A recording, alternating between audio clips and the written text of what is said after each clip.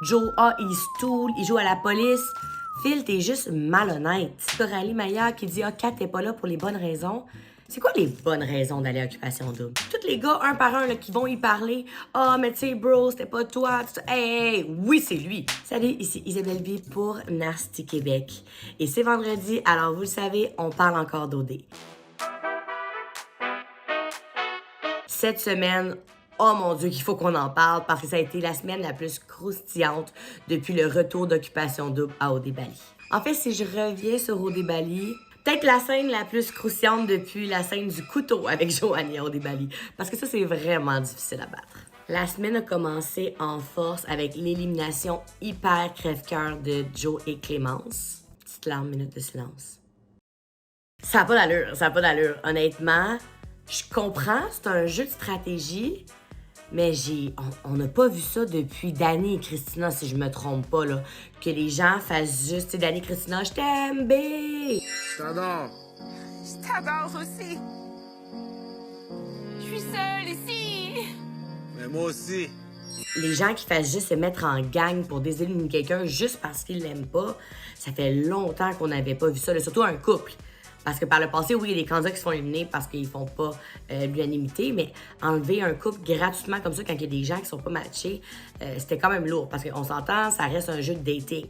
Là, il y a de la stratégie, les gens choisissent comment ils utilisent leur stratégie, évidemment, mais comme, on dirait que j'ai l'impression que cette année, les gens oublient que c'est le public qui va voter après. Puis comme, ça aussi, faut qu'on en parle, là, que Clémence se fasse éliminer à la limite. OK, comme, faites ce que vous voulez, les boys, mais pouvez-vous l'assumer que vous avez été snake? Comme, assumez-le, là. Les gars hypocrites, là, Walid, il commence rien contre toi, que ça va le prendre dans ses bras. Tu sais, tous les gars, un par un, là, qui vont y parler. « Ah, mais tu sais, bro, c'était pas toi. » Hey, oui, c'est lui. Oui, c'est lui. Là, des vibes, d'ailleurs, Félix, au moins Félix, je suis contente. Félix l'a assumé. Félix n'est pas allé le voir après pour dire comme « Hey, bro, c'était vraiment pas toi, je t'aimais. » C'est comme, Félix était très désagréable, si tu veux mon avis, mais cohérent. C'est une question de comment t'as agi dans les maisons avec nous, les gars. Comment l'ambiance et comment les froids ont été ressentis.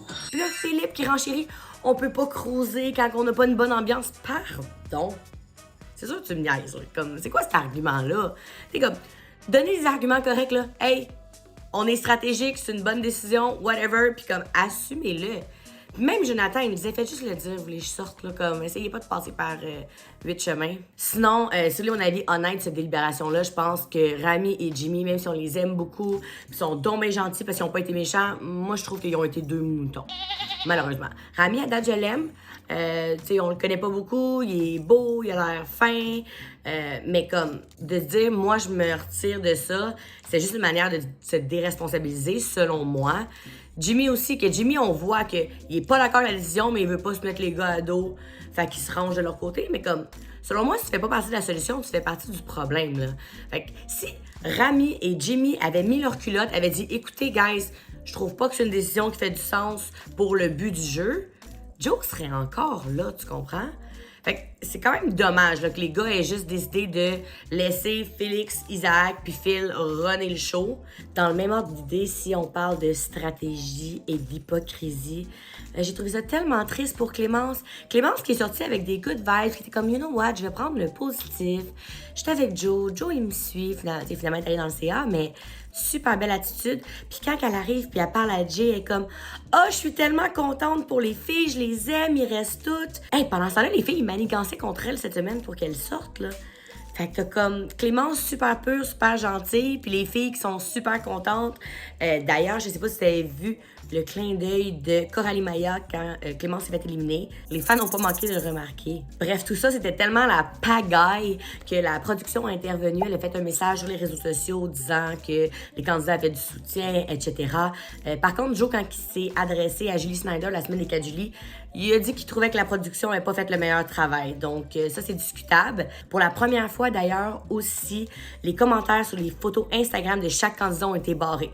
J'imagine que la production en avait assez de faire le filtre parce que les gens sont enragés, là. Comme, pour vrai, Je couvre OD depuis longtemps, là, depuis le retour à OD Bali, je couvre toutes les émissions, toutes les semaines avec Nasty. C'est la première fois que je vois les fans aussi déchaînés, comme les hashtags cancel OD, on l'écoutera plus. À chaque année, il y a des pétitions, il y a des gens qui partent en peur, puis ça l'arrête pas, mais cette année, c'est particulièrement spectaculaire. Faut qu'on parle aussi de Phil et Isaac, les deux grands stratèges de la maison, les deux grands Manitou, on peut les appeler comme on veut. On va se le dire, c'est ces deux gars-là qui gèrent la maison en ce moment. Là. Super, super, super stratégique. Ça me surprend que personne s'en rende compte, ou en tout cas que personne intervienne, réagisse. Parce qu'une première pression, c'est important, je pense, dans la vie de tous les jours. Puis peut-être que c'était pas sur ton vrai jour, puis peut-être que c'était juste pour peut-être bien paraître, des trucs comme ça. Il y a Isaac aussi, tu sais. Gros bonhomme, hein, il m'a regardé comme ça. Mais tu sais, Phil, sa raison pour éliminer Joe, c'est que Joe, il stoule, il joue à la police. Phil, t'es juste malhonnête. Comme, c'est plate, c'est de la stratégie. Là, on aime, on n'aime pas. Normalement, les Québécois aiment pas les gens malhonnêtes. À la fin de la saison, là, quand les gens votent, oui, il faut que tu sois stratégique pour te rendre jusqu'au bout, mais il faut que tu sois comme un gentil stratégique. Faut que tu aies de la stratégie, mais il faut pas trop que tu l'étales. Phil, il s'en fout, là. Il dit au gars qu'il s'en fout de Virginie, il va voir Virginie, il lui dit qu'il l'aime donc ben. Son non-verbal est très, très, très, très clair. Je trouve que Virginie devrait allumer un peu, là. Mais qu'est-ce qu'il lui dit? Ses paroles, c'est pas vrai, là. Surtout Phil et Isaac qui ont commencé à parler en anglais cette semaine. Quoi, vous pensez que parce que vous parlez anglais, ils diffuseraient pas? Tu sais, je sais qu'Occupation Double, ils disent de pas parler en anglais, pas dire des noms de marques. Tu sais, ils font vraiment attention à tout ça. Fait que j'imagine que les gars se sont dit, ah, OK, on va parler en anglais, ils diffuseront pas, ils comprendront pas, je sais pas, mais comme, c'est un échec. T'as juste eu l'air un peu stupide, puis encore une fois, t'as eu l'air de manquer d'honnêteté. Mais là, Virginie aussi, là. Au début, Virginie, j'avais vraiment pitié. Je trouvais ça décevant. J'ai comme la pauvre fille, elle se fait embobiner. Mais là, allume allumette, là. Phil, il est de plus en plus clair. Il n'y a aucun rapprochement. C'est un moment de l'aventure. Vous avez eu un voyage. Vous avez passé du temps ensemble. S'il est intéressé, il y aurait un rapprochement. Puis là, ben, il parle beaucoup de Kiana, là.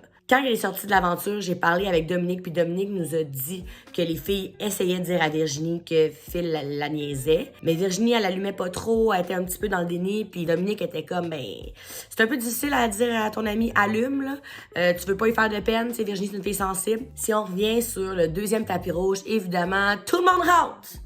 Pas tout le monde, mais comme presque. Même chose que le premier tapis rouge, je trouve ça un peu décevant que tu dis une twist, oh mon Dieu, il va y avoir 2 personnes. Finalement, il y en a 5 sur 6 qui rentrent. C'est comme, OK.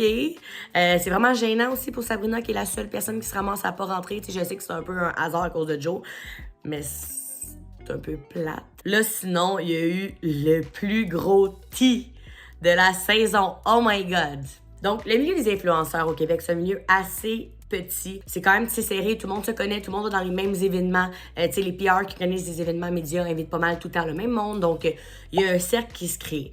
Donc, on le sait, Kat Bastien et Mijade se connaissent. Là, Kat Bastien, il est comme, ah, mais j'ai fait un voyage avec elle, mais c'est pas trop mon ami. Tommy, qui est l'ex des Mijade, qui dit non, il y a un mur, c'est l'ami à mon ex, mais là, finalement, il y a plus trop de mur. C'est un peu compliqué. Je pense que Kat sait qui est Tommy. Est-ce qu'elle était proche de lui à l'extérieur? Non. Fait que c'est ce qu'elle connaît. Le mot connaître, ça revient un peu à Marie-Lou et Robin l'an passé. C'est comme, ben, ils se sont déjà vus. Marie-Lou et Robin, il y avait eu des rapprochements. Mais je veux dire, tu sais, Kat, Tommy savent exactement qui sont l'autre, mais est-ce que c'était des bons amis avant? Non. Est-ce que je trouve ça correct? Là, c'est pas de mes affaires. Là, à m'emmener, ben, Tommy, t'as tes limites. Kat, t'as tes limites. You do you. Si Kat se met à sortir avec Tommy, est-ce que tu vas garder ta chum et Mijade dans le portrait? Non. Mais là, ce qui rend ça vraiment intéressant, c'est que comme tous les influenceurs au Québec sont proches, tout le monde s'en mêle. Donc, Mijade qui a commenté le fait que Kat crouse son ex et elle n'était pas contente. Après, ben, Elisabeth Rioux s'en mêle. Elisabeth Rioux qui est toujours au cœur de tous les conflits de tout le monde, donc c'est excellent. Elisabeth qui est comme, bon, ben, ma chum Kat, qui était son ancienne coloc, et Mijade, qui était une de ses meilleures amies, sont en bif. Fait qu'elle se ramasse un peu coincée au milieu de tout ça. Puis là, après, pour en rajouter, là, on met de la sauce. Carl commence. Carl, en fait, c'est l'ex de Florence. Carl qui a fait Occupation Double Afrique du Sud. Carl connaît Isaac. Et là, il faudrait quasiment un graphique pour tout démêler ça, là. Donc, Carl partage une photo avec Isaac. Puis il est comme, « Ah ouais, Florence, ça te dérange que une fille date l'ex de son ami? » C'est comme, il l'a pas dit comme ça, mais c'est ça que ça voulait dire. Fait que c'était quand même drôle. Ce que Carl a dit, en fait, c'est qu'il avait prévenu Isaac que son ex serait à Occupation Double. Puis que lui, il s'en foutait carrément. Je trouverais ça vraiment surprenant que Florence ne sache pas que Carl et Isaac sont amis, que ça soit jamais venu sur ce sujet. Je pense que si c'est vraiment jamais venu sur ce sujet, c'est volontaire. Parce que pourquoi Isaac le dirait pas à Florence? Mais bon. Moi, de voir que Florence est autant arrêtée sur la situation de Catherine quand elle vit une situation similaire, ben ça me fait bien rire. Sinon, sur le segment, tous les influenceurs s'en mêlent. Il y a aussi Jessica Pop, qui est Jessica Odé Grace, qui s'en est mêlée, qui a dit « Je suis amie avec Florence, elle connaissait pas Isaac. » Parce qu'il y a aussi des rumeurs que Florence et Isaac se sont déjà vus et parlé avant l'aventure. Donc, elle s'en est mêlée pour dire que selon elle, c'est pas vrai. Sinon, si on parle encore de tout ça, les nouveaux dans les maisons, là, hey, les filles sont pas fine! C'est rough, là, l'entrée est vraiment difficile. Puis comme, je sais, ils se sentent menacés. Puis là, Coralie Maillard qui dit « Ah, Kat, t'es pas là pour les bonnes raisons. » Dans le following, plus gros que qu'est-ce que tu peux avoir ici. Tes portes, tes opportunités, tu l'as déjà. Tu penses que c'est pourquoi, là-bas? Il y a un combo aussi, elle a de l'air... Coucou! Kat a pas besoin de visibilité, elle en a déjà, elle va juste pour l'aventure. Très bonne raison, selon moi. Tu t'en vas vivre une aventure, tu t'en vas rencontrer du monde, tu t'en vas vibrer, avoir du fun. Comme, c'est quoi les autres raisons, puis c'est quoi les bonnes raisons, puis les mauvaises raisons? Comme, OK, la visibilité, c'est une mauvaise raison. Il n'y a pas un candidat qui va pas à Occupation Double pour la visibilité, là, vous le savez. Fait qu'on dirait que quand les gens call out les raisons des autres, je trouve ça gênant. Cette semaine, on a aussi appris que Michael a également participé à du contenu pour adultes. C'est bon ce show-là, guys. Donc, Isaac a travaillé au stock et a fait de la webcam. Walid a aussi dansé au stock. Le stock, en passant, guys, c'est un bar de danseurs gays à Montréal. Donc, Isaac a aussi dansé là. On sait pas trop si Isaac faisait de la webcam aussi. On sait que les spectacles pouvaient être diffusés sur Internet, mais des shows privés sur la cam, aucune idée. Puis là, on a aussi su que Michael avait fait des shootings de photos sexy avec Claudia Tian, qui est une des meilleures amies d'Elisabeth Rioux, tant qu'à mêler tous les influenceurs à la saga. Michael, lui, était pas dans des positions très sexy, mais il a participé au photoshoot. Il est dans les photos et les photos sont à vendre sur un site payant de contenu pornographique. Donc après, on en fait ce qu'on veut. Moi, ça me fait rire. Donc, J-Influence, qui est la marque, mais la marque, qui est la compagnie d'influenceurs, des influenceurs qui sortent d'OD. Donc, quand les gens sortent d'Occupation Double, ils deviennent tous des influenceurs. Puis s'ils veulent devenir influenceurs et faire des contrats d'influence, ils travaillent avec J-Influence. Est-ce qu'ils prévoient se faire un OnlyFans? Parce que là, on a Isaac qui a dansé, Walid qui a dansé, Michael qui a fait du contenu. Mais c'est pas tout, là. Là, on va dans les autres saisons. Paulina, elle sur OnlyFans. Afrique du Sud, Paulina. Jen, Afrique du Sud aussi. Il y a eu Hilo Roto des Bali. Comme, commence à avoir beaucoup de monde, là. Je sais pas si Production J prévoit investir là-dedans. Mais si l'idée vient de moi, donnez-moi un pourcentage. Bon, là, le voyage est encore en France. On a un problème, gang. C'est vraiment drôle parce que souvent, en début de saison, les candidats ils disent « Ah, moi, je viens à OD pour voyager. » Hey, mon chum, j'espère que t'avais prévu voyager en France. Parce que cette année, les candidats ont juste l'air de voir la Martinique et la France. Je présume que quelconque partenariat ou pour les vols, c'est vraiment plus facile. Mais comme, ça serait le fun de voir d'autres paysages. Tu sais, la France, c'est magnifique. Mais généralement, ce qu'on aime des voyages OD, c'est que les gens sont vraiment dépaysés. On découvre des nouvelles religions, des nouvelles traditions, une nouvelle culture. France-Québec, on se ressemble quand même. Là. Donc oui, il y a des beaux paysages. Je doute pas que les moments sont incroyables. Mais comme, ça serait le fun là, que les voyages soient pas tous en France. Ce dimanche, il y a un gars qui quitte l'aventure, mais comme, vas-tu avoir une élimination ce dimanche? Moi, je pense que non. On le voit depuis le début, là, il y a personne qui a vraiment quitté les maisons pour revenir au Québec un dimanche jusqu'à maintenant. C'est tout le temps comme, le dimanche, on annonce quelque chose, mais le lundi, il va y avoir une twist, puis là, il va y avoir le CA, puis là, genre, mardi ou mercredi, on va apprendre qui sort. C'est à voir, ça s'est beaucoup fait critiquer sur les réseaux sociaux dans la dernière semaine, dimanche passé, quand il y a eu toute la saga de Clémence, on n'a même pas su qu'est-ce qui se passait avec tout ça. On espère vraiment avoir une élimination ce dimanche, on espère retrouver nos dimanches, là.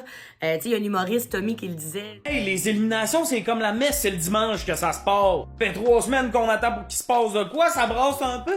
Hey, on s'en revoit demain, mais petit chien. Tu sais, à date, le jeu est commencé depuis 1 mois. Puis t'as seulement 3 personnes qui sont rentrées au Québec, dont une sur une base volontaire. Donc, les candidats, ils restent pas mal tous là. On veut de l'action. C'est tout pour moi pour le résumé de cette 4e semaine qui était, ma foi, si divertissante. Personnellement, en ce moment, j'aime ça. Il y a beaucoup de gens qui chialent, tu sais, que c'est donc stratégique. Puis comme, guys, c'est un jeu. Donc, je pense que je trouve ça quand même le fun que les gens se prennent vraiment en jeu. Là, après, qui va gagner? Ben, les Québécois, vous déciderez qui a mieux joué rendu à la fin. Puis qu'est-ce qui concorde avec vos valeurs, ce que vous aimez. Mais personnellement, j'aime fois 1000 mieux un jeu comme ça où il y a plein de stratégies, plein de rebondissements que des saisons comme OD chez nous où à chaque semaine, c'est super prévisible. Puis toutes les coupes se tenaient jusqu'à la fin. Puis là, ben, à la fin, c'est comme OD Kalinours, puis personne voulait éliminer personne. Comme moi, je trouve que ça met du piquant, puis ça rend le show vraiment divertissant. Mais là, est-ce que le show tourne autour de l'amour? Moins. Mais est-ce que ça dérange? Personnellement, ça me dérange pas parce que les gens vont pas vraiment OD pour trouver l'amour. Ils vont pour le jeu, l'aventure, la visibilité. Donc, tant qu'à ce que les gens n'y aillent pas pour les bonnes raisons, comme vous dites, ben je trouve ça vraiment le fun qu'ils se prêtent au jeu puis qu'ils participent puis qu'il y ait des rebondissements. Ça, c'est moi. Merci d'avoir écouté la vidéo. Si t'as aimé, je t'invite à laisser un petit cœur, à t'abonner, à sonner l'alarme et on se revoit vendredi prochain. Merci pour ton écoute. Si tu as aimé la vidéo, on t'invite à t'abonner et à aimer la chaîne de Narcity pour plus de bon contenu dans ton écran.